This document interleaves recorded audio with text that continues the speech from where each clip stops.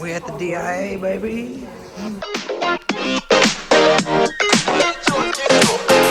Get yours and get out.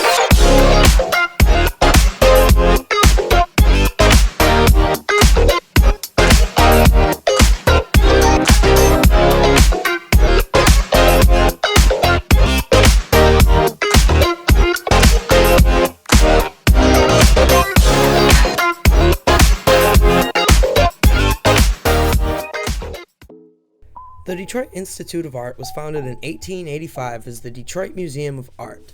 It was established by a group of local Detroit citizens, including prominent figures like James E. Scripps, who was a newspaper publisher, and Charles Lang Freer, a wealthy industrialist and art collector. Their aim was to bring art and culture to the rapidly growing Detroit area. The current DIA building, located in Midtown Detroit, was completed in 1927. Designed by renowned architect Paul Philippe Cray, the museum's architecture reflects the classic Beaux Arts style, characterized by grandeur and symmetry. The interior of the DIA building is equally as impressive, with expansive galleries and soaring ceilings that provide an ideal setting for displaying artworks. Grand staircases and marble floors contribute to the sense of opulence and refinement throughout the building.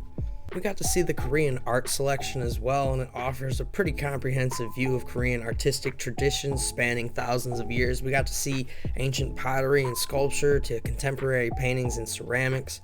One of the notable highlights of the Korean art section at the DIA is its collection of Goryeo Celadon ceramics. Goryeo Celadon was highly prized for its exquisite craftsmanship and distinctive green glaze back in the day. But in addition to the Celadon ceramics, the DIA's Korean art collection also features examples of the Joseon dynasty from 1392 to 1897, some porcelain. There's plenty of cool stuff to see there, so guys, you don't want to miss it. The Korean section was filled with tons of tradition, culture, spiritual beliefs, and different artistic techniques throughout the years. We saw more key parts of the Asian art collection, which encompassed artworks from East Asia, South Asia, and the Middle East, which was spanning thousands of years of artistic history. Visitors could explore the ceramics, Japanese woodblock prints, Indian sculptures, Islamic manuscripts, and other exquisite examples of Asian art and craftsmanship from back in the day. As you can see, some of these columns and pillars that were in there are just so incredibly put together. They had little books that you could look at stuff as well, so it's not like you're just walking in there blindly. You guys can definitely find information while walking through there. It is very friendly for beginners to walk through there. That was my first trip there. And of course, experienced guests as well. There's other things to do for them as well, like I Spy and everything else, which I know sounds silly, but it's kind of hard to find things within an art museum that you don't really know what it looks like. You kind of see a hint, and then you go look for it. So that was pretty cool about the museum. I will say it is very friendly for both users, people who have been there plenty, and people who have never been to a museum. I definitely recommend checking it out.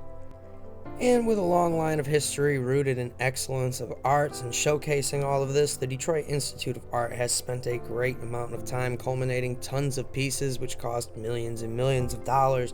So everybody, while you're walking through, just do not touch anything. That's the main thing.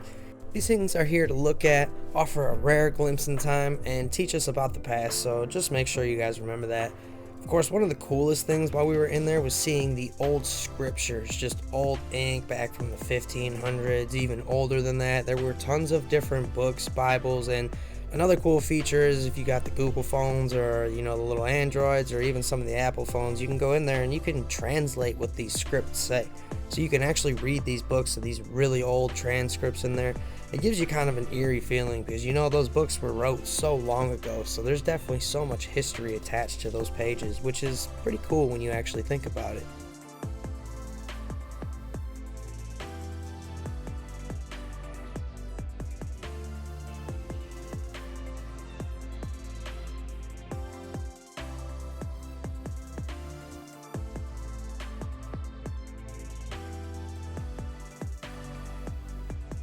Something we learned from the DIA was that a lot of the Asian art also features landscapes, whether that be lush backgrounds or just the landscapes that they're seeing at the time. It's a fantastic addition to most of their art. You'll see it in most of their paintings and everything else. It usually features a landscape, and that's something I didn't really know. I just thought that was kind of something that happened over time, but it makes a lot of sense now when you think about like Japanese cherry blossom tree paintings and everything else. You said what? We do not touch. We do not touch the displays. Whoa, look at that. Imagine that being like a hockey jersey or something today. Hold on. All right, raise your arms up, like to the, yep, there you go.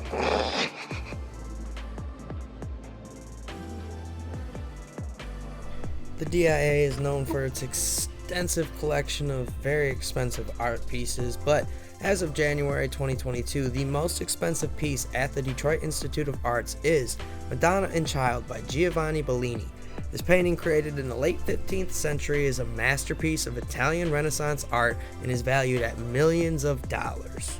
The African art collection features a diverse array of traditional and contemporary artworks representing the cultural diversity of the African continent. Exhibits include sculptures, masks, textiles, ceramics, and ritual objects from different regions and cultural groups, providing insight into African artistic traditions and cultural practices. One of the highlights of the African art collection at the DIA is its extensive collection of masks. Masks held a significant cultural and spiritual importance in many African societies, often used in ceremonies, rituals, and performances. Each of these masks represents its own distinctive styles, materials, and symbolisms. These masks offer insights into spiritual beliefs, social structures, and artistic traditions of different African communities. And in addition to the masks, the collection also features artworks from the ancient African civilizations, such as the Kingdom of Benin, the Kingdom of If, showcasing the sophisticated artistic achievements of these cultures. Visitors of the DIA can admire bronze sculptures, known for their intricate detailing and historical significance, as well as terracotta sculptures from If, celebrated for their naturalistic beauty and technical mastery. The African art collection was pretty amazing to see in person, and it showcases just a wide array and variety of different cultural impacts and significance. We finally got to the Egypt section, which had plenty of sculptures depicting gods, pharaohs, and other mythological figures.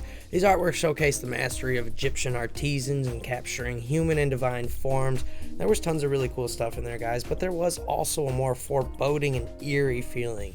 Yes, that was one of the most iconic and recognizable pieces in the Egyptian area at the DIA. It's the Mummy of Nasur, a male priest from the late period around 700 BCE. The mummy is displayed alongside his coffin, providing insights into ancient Egyptian burial customs and funerary practices. Visitors can learn about the process of mummification and the significance of rituals surrounding death and the afterlife in ancient Egyptian society. It also shows you some things like the bones inside of it as an x-ray, so that was really cool, but I will say, guys, you do get a creepy feeling in there. It feels haunted as can be. On the contrary to recent popular Netflix movies, Don't Look Up, the Detroit Art Institute begs you to look up. The Detroit Institute of Arts is renowned not only for its extensive art collections, but also for its stunning architecture, including intricate ceiling work that adds to the overall ambiance and grandeur of the museum. Various galleries throughout the museum may feature decorative ceiling elements such as ornate moldings, rosettes, and medallions, which contribute to the overall elegance and sophistication of the museum's interior design. The museum really went a long way in showcasing the art, but when you look at all the other stuff behind it, like as a designer as well, that building is phenomenal to walk through. There's so much to see.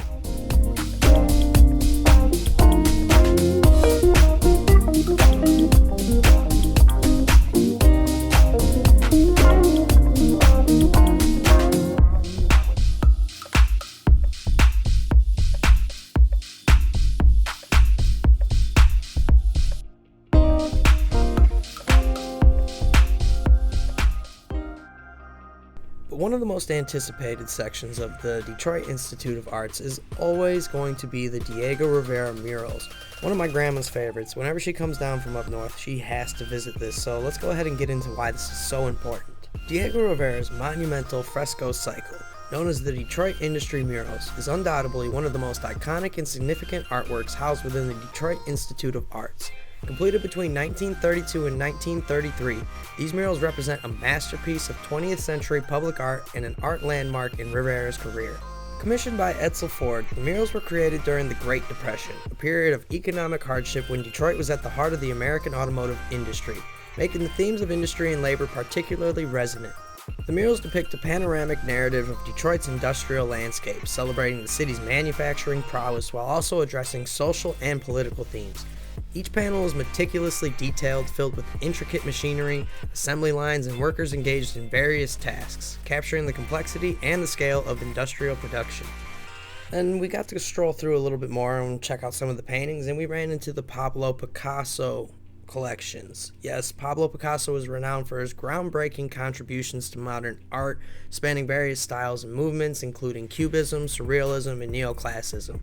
One of the notable Picasso paintings at the DIA is Melancholy Woman from 1902, but there's also some other ones too, such as Seated Nude in 1909.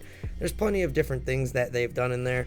Plenty of different artists as well, so this is just kind of the intro here. We saw lots of different artwork in there that's just amazing and really hard to describe. You have to be there to kind of get the sense of feeling and what it's trying to give you anyways. Then we got to stroll through time and see some old family homes, and really the cool part about this was just seeing the furniture and the construction of the furniture and how solid it looked. We were looking at that most of the time. That was pretty cool, but back to the paintings. I mean, we saw Van Goghs and Rembrandts as well, so let's go ahead and get into some of that. Van Gogh is celebrated for his expressive use of color and emotive brushwork, as well as his poignant depictions of nature, people, and everyday life. The Detroit Institute's collection includes Van Gogh's iconic painting, The Self-Portrait, which was done between 1887 and 1888. Another notable Van Gogh painting at the DIA is the portrait of Postman Rulin, a vibrant portrait of Joseph Rulin, a friend of the artist. But in addition to that, there is also Rembrandt's there, who is celebrated as one of the greatest painters of the Dutch Golden Age, known for his mastery of light and shadow, as well as his sensitive portrayals of human emotion. Really, going through these paintings and collections, they speak to you in a way that you just have to be there for yourself. So if you're thinking about going to the DIA, I highly recommend it, everybody.